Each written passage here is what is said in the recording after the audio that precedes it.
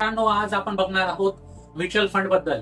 Mutual fund मध्ये SIP असेल किंवा इन्व्हेस्टमेंट सुरू करण्यापूर्वी तुम्हाला काही गोष्टीची इन्फॉर्मेशन असणं खूप इम्पॉर्टंट आहे.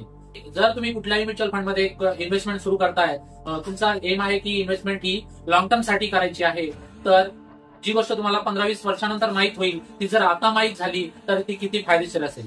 तर मित्रांनो, हेच असतं म्युच्युअल फंड मध्ये. तर आपण ह्या व्हिडिओमध्ये बघणार आहोत एक्सपेन्स रेशो काय आहे.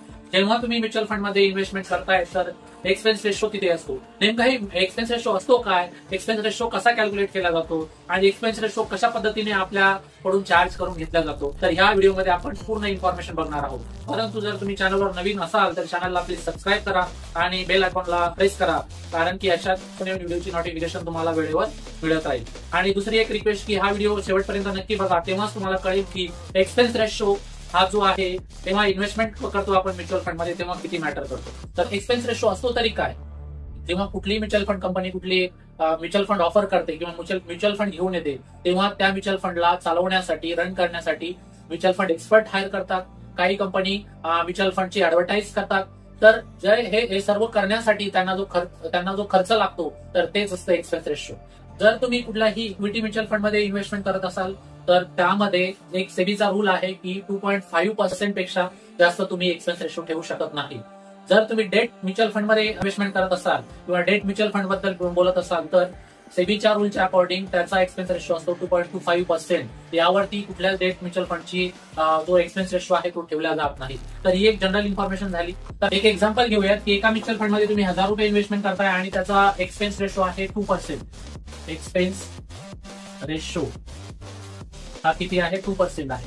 तर याला आपल्याला कसं कॅल्क्युलेट करायचंय की अॅन्युअली जो पण असेल तुमचा जो पण म्युच्युअल फंड आहे, तो तुम्ही जे इन्व्हेस्टमेंट केली एखाद्या म्युच्युअल फंड मध्ये, तर तो म्युच्युअल फंड चालवण्यासाठी ते आपल्याला चार्ज करतात, त्याला म्हणतात एक्सपेन्स रेशो.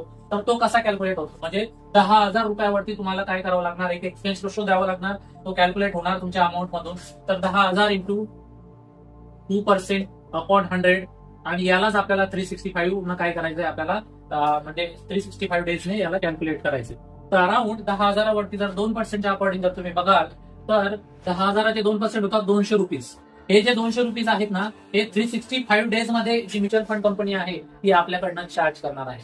तर 200 म्हणजे जर तुम्ही हे करून बघाल तर जेवढी पण अमाऊंट आहे, तर ही जी जेवढी अमाऊंट येईल तर ती तुमच्या जो पण एनएव्ही असेल, म्हणजे नेट ऍसेट व्हॅल्यू, त्यामधून मायनस करून तुम्हाला त्या नेट ऍसेट व्हॅल्यू ज्या पण तुम्हाला अलॉट झाले असतील, सपोज 100 झाले असतील तर 100 मधून 100 जे नेट ऍसेट व्हॅल्यू मध्ये एनएव्ही आहे, तर याची प्राइस इथे डिसाइड होणार. लेट्स से की इथे आपण पकडूयात की 100 रुपयाची एक एनएव्ही आहे. ओके, 100 तुम्हाला भेटलंय, परंतु जो पण याचा एक्सपेन्स रेशो कॅल्क्युलेट होऊन ह्या एनएव्हीची प्राइस ठरवून जाणार. म्हणजेच काय, कुठली म्युच्युअल फंड कंपनी जी आहे त्याचा अगोदर एक्सपेन्स रेशो डेली बेसिसवरती पण कॅल्क्युलेट करून त्यानंतरच आपल्याला काय होणार, एक एनएव्ही म्हणजे एनएव्हीचे युनिट्स आपल्याला अलोकेट होतील आणि त्यानंतर तुमची इन्व्हेस्टमेंट सुरू होईल.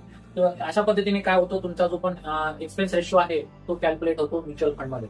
तर खूप लोक असे कन्फ्युज असतात की ही जी 2% दिली आहे तर ही एक वन स्ट्रोक आपल्या अकाउंट मधून काय केलं जाते, म्हणजे डेबिट केला जाते. म्हणजे 2% आपल्याला जेव्हा आपण इन्व्हेस्टमेंट करू तेव्हाच आपल्याला द्यावी लागते का, तर तसं नसतं. ही जी 2% आहे अमाऊंट, ही आपल्याला होल इयरचे जे पण असेल एक्सपेन्स रेशो तो आपल्याला द्यावा लागतो. आणि तो कसा कॅल्क्युलेट होतो मी तुम्हाला सांगितलं की तुम्हाला 200 रुपये एका वर्षाचे घेणार.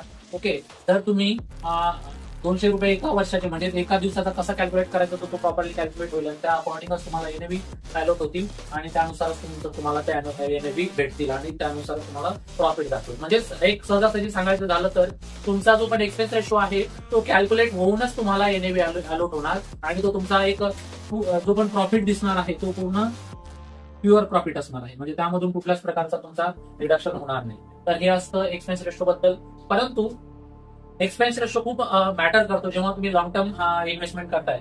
सपोज जर तुम्ही 25 वर्षासाठी कोणत्याही म्युच्युअल फंड मध्ये इन्व्हेस्टमेंट करताय तर त्यावेळेला काय होणार, हा जो 2% आहे तुम्हाला आज कमी दिसणार, पण जेव्हा तुम्ही 25 वर्षानंतर बघाल तर 2% हा खूप जास्त असतो. कारण जो पण म्युच्युअल फंड आहे तो कंपाऊंडिंग बेसिसवरती आपल्याला तिथे काय मिळत असतं, रिटर्न्स मिळत असतात. म्हणून एक्सपेन्स रेशो खूप मॅटर करतो. म्हणून जेव्हा जेव्हा तुम्ही म्युच्युअल फंड मध्ये इन्व्हेस्टमेंट कराल त्यावेळेला एक्सपेन्स रेशो बद्दल इन्फॉर्मेशन घ्या आणि त्यानंतरच त्या म्युच्युअल फंड मध्ये इन्व्हेस्टमेंट करा. तर मित्रांनो, आजच्या व्हिडिओमध्ये एवढंच. जर इन्फॉर्मेशन तुम्हाला आवडली असेल, हेल्पफुल वाटली असेल तर व्हिडिओला नक्कीच लाईक करा आणि चॅनलवर नवीन असाल तर चॅनलला सबस्क्राईब करा. Thank you so much.